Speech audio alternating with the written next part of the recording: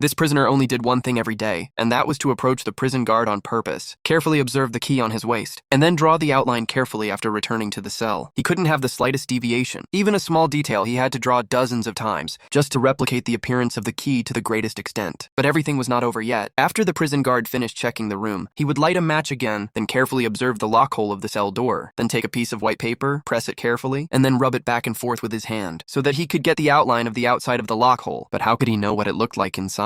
The method is also very simple. Roll up the paper and slowly put it in, then use a wooden stick to stir it back and forth so that the internal outline of the lock hole is stamped on it, and finally compare it with the key. Although he had the blueprints, it was far from enough to escape. He had to actually make them, and obtaining the materials became a problem. But the man with an IQ of 150 quickly thought of a way, which was to use wood as a key. It was difficult to get metal in prison, but there was a lot of wood. When his companion heard this, he laughed at him. The key made of wood would break at once, and he said that as long as it followed the lines of the keyhole, it would not break. Seeing that the two were serious, Mark had to agree.